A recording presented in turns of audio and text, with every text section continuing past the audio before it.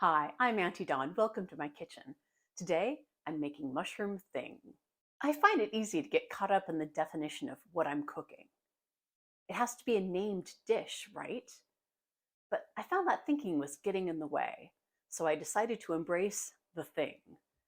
It's not quite a stew, it's not a soup, it's not a stir fry. It's a bunch of ingredients in a pan, and I call it a thing. Maybe it's a saute. But what's important is that it's filling and delicious. And when I make a thing, it's usually a mushroom thing. A thing is a great way to use up ingredients from the fridge. My thing never comes out the same way twice.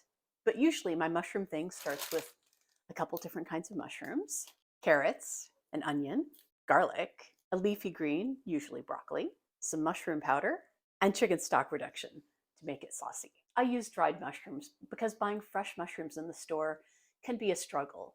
The produce section tends to treat them like they're vegetables, which they're not, and they can end up looking like this.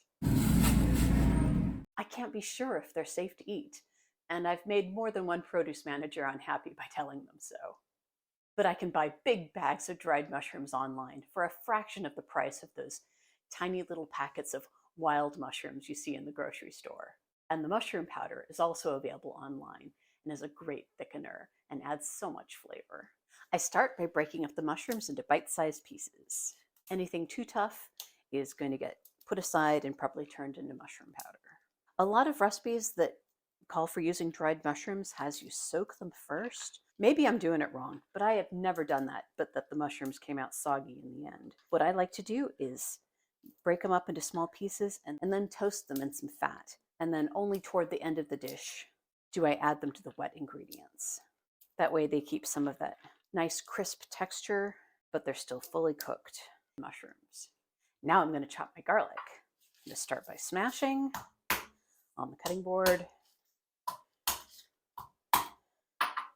removing all of the skins, and chopping. These are some nice big cloves of garlic, so I'm going to make sure I chop them nice and small so nobody ends up with a big old chunk of garlic stuck between their teeth. I always chop up my garlic first so it has the opportunity to get to know itself while I chop up the rest of the veggies. And there's my chopped garlic. Next, I'm going to chop up my carrots. These don't have to be as small as the little tiny pieces I was doing for fried rice. But as I head up toward the stem again, I am making the slices smaller because as it gets up toward where the top was, they do tend to get a little sturdier and tougher. Now, I understand that purple carrots are actually the earliest cultivated carrots. Wild carrots, also known as Queen Anne's lace, are white. But I understand either the yellow or purple carrots were bred first, then red, and then only toward the end of the 17th century did some farmers in Holland developed the orange carrot to celebrate William of Orange's victory over the Spanish colonizers.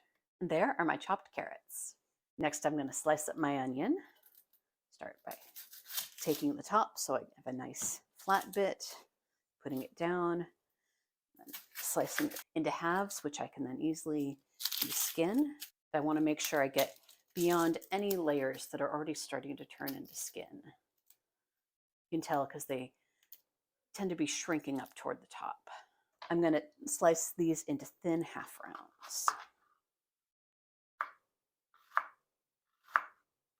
See, I'm holding it, keeping my fingers well back.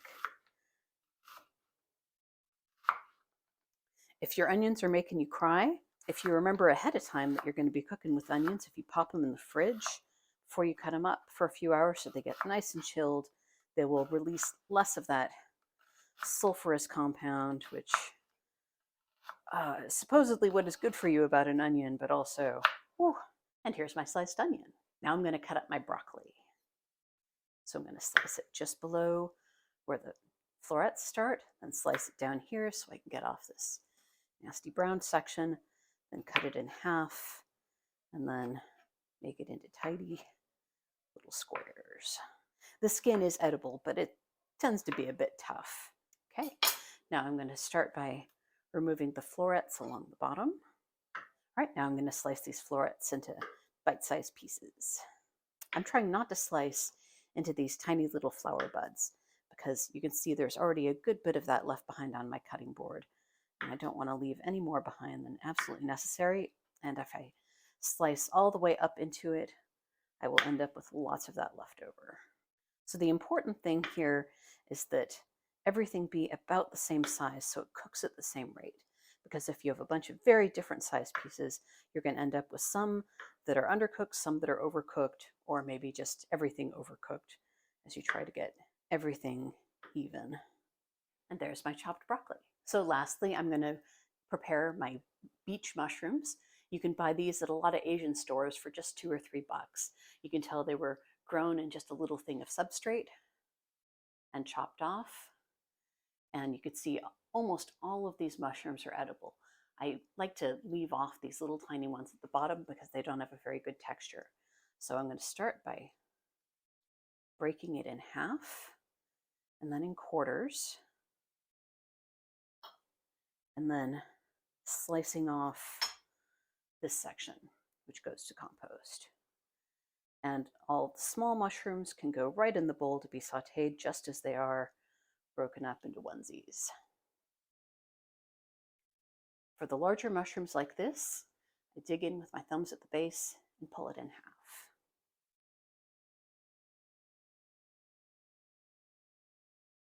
I'm pretty diligent about policing my store-bought mushrooms.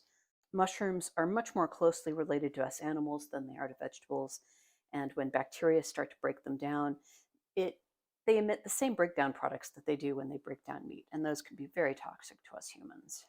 A lot of folks were raised to be scared of mushrooms because there are poisonous varieties and because our culture associates them with decomposition and death.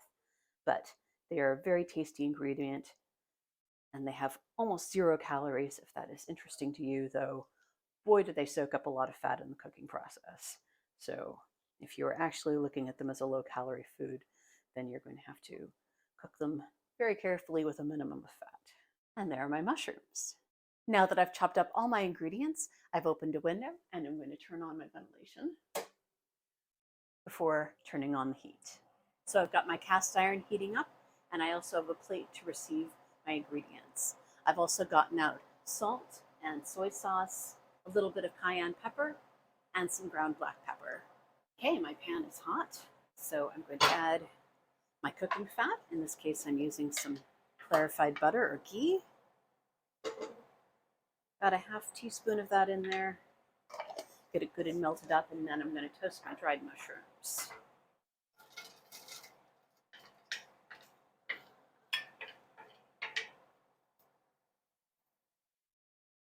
I always like adding just a little tiny bit of salt with all my ingredients, particularly with mushrooms, because it really seems to help develop the flavors. This has been heating up at medium-high heat. I'm going to turn it down to medium-low heat. Get these all nice and toasted up. You can see there's a good bit of the little powdery stuff. That means I'm going to really have to keep stirring because that stuff's really going to want to brown and burn to the bottom of the pan. But I'm toasting these at the start of the cooking process because then my next ingredients will have a chance to soak that up and participate in that wonderful mushroom flavor. Now these are toasted. I'm going to remove them. And I'm not going to bother trying to get all the little stuff out of the bottom of the pan because the next thing to go in is essentially water, onions. So I'm going to give these a little bit of soy sauce, in my case, low salt tamari, stir them up, and then cover them up and get soft. Yes, you can see they're getting nice and brown. A little more soy sauce and a little more cooking time. I like my onions plentiful and nearly cooked to oblivion, like French onion soup on my plate. Okay, that ought to do it. I'm going to remove these. As you can see, there's some stuff to the pan, so I'm going to use a little bit of water to get that cleaned off. I want to keep all that flavor, so I'm just going to pour it right on top of the onions. The onions will soak it back up again. Now I'll add a little more ghee and get my carrots going. I'm going to want to bring the heat back to medium to get the pan nice and warm because carrots have a lot of moisture in them and you want to get a good brown on them. And my carrots.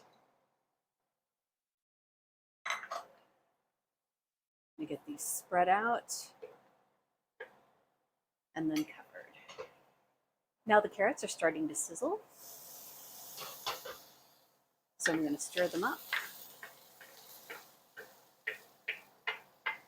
Give them some soy.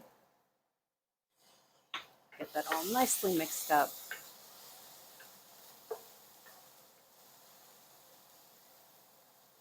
And since they're still solid looking, I'm going to cover them up again.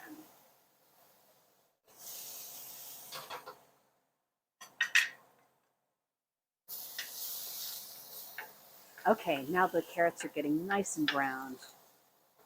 Just going to leave it open so they can keep losing more water until they start to soften.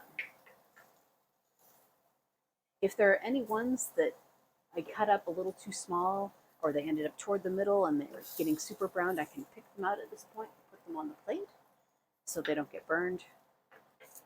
All right, any pieces that are still big or still raw, I want to make sure I get them toward the center where the heat is most intense. And you can see these little pieces are cooking just about at the same rate as these larger pieces, because what really matters is the thickness. Great, looks like my carrots are done, so I'm going to remove them and get some more fat in there so I can cook up my mushrooms.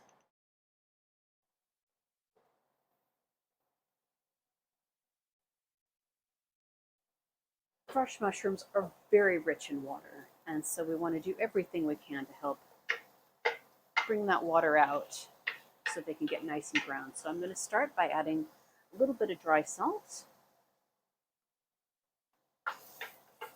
stirring them up so they all get a little bit of that salt, which will help break down their cell membranes and release the water, and then cover it.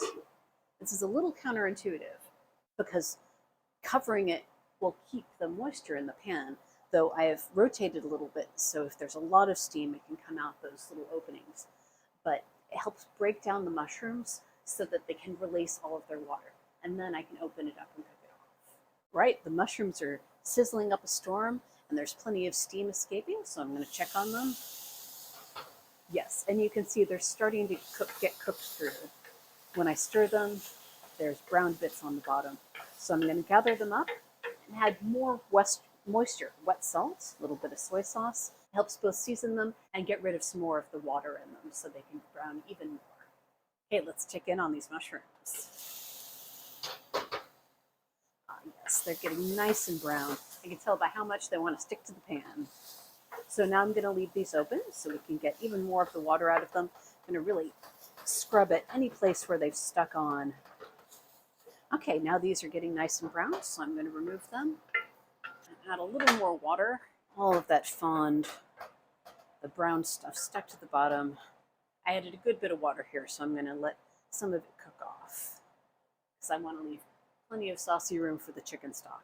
I could do these with the chicken stock reduction, but it's so sticky and full of collagen that it just sticks to the bottom of the pan. Water is a super important ingredient in cooking. A lot of times when you're not sure what a dish needs, it just doesn't taste quite right. Sometimes with a little bit of water, it helps open up the flavor of the dish so that you can actually taste it. All right, now that's dry, and I'm going to cook up my broccoli. Bring this back to medium heat. Just a sprinkle of salt, and then add in my broccoli florets. I'm dropping them in by hand like this rather than just dumping them so I can keep these little blossom bits in the bowl. Little sprinkle of dry salt.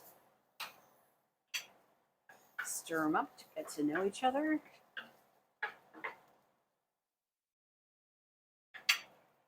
And then cover. The color is starting to darken, so I'm going to get it stirred up. Yes, what was touching the bottom is now browning, and it's starting to get a little bit of that translucent look. I'm going to cover it up again just for a minute. Okay, the broccoli is nearing done, so I'm going to keep it open so I can keep an eye on it while it finishes cooking. I don't want it to get absolutely done cooking here because it is going to cook a little bit more when we bring this all together in the end. Okay, these are just about done, so I'm going to remove them. I'm going to remove them to a different bowl, not with all of the other ingredients, not least because it would start to fall off at that point, but also because I'm going to want to add these in at just the right moment so I don't overcook them, because overcooked broccoli is a sad, sad thing. All right, a little more cooking fat. And now I'm going to add my last prepped ingredient, which is the garlic. Gather that all up, turn the heat down right about to low, give it a little soy, spread it out, and cover it and let it cook for just a moment. Don't want any of that raw garlic flavor in this dish. Okay, after just a moment, the garlic is starting to brown. So I'm going to scoop it all to the side.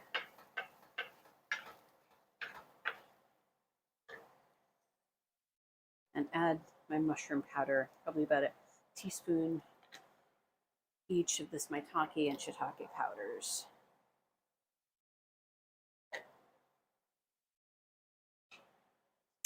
And some chicken stock.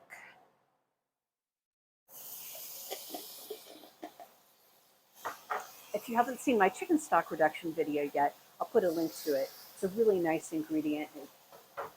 You get a lot of more use out of the chicken that you buy, since I make it with chicken thighs, and it just lends a really nice mouthfeel to any dish. Even if you don't notice that there's a sauce in it, if you reduce some of the ingredients with a little bit of chicken stock, it really brings an extra special something to it. Now I'm going to add a little bit of cayenne, a little bit of pepper. I find it's a good idea to cook the spices. Make sure they're nice and cooked so you don't get any of that sort of dusty raw spice feel. I'm going to add a bit more stock. You see how quickly that became basically nothing. I'm going to get this a little more worked up into a gravy-like substance before I add back in the rest of my cooked ingredients.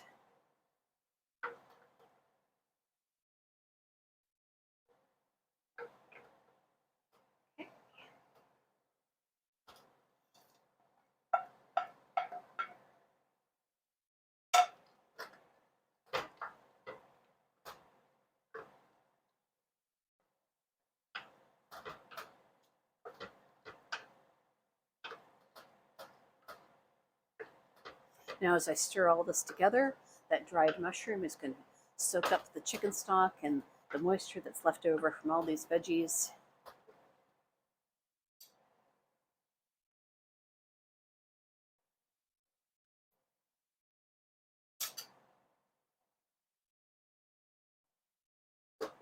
Great, that's just what I wanted.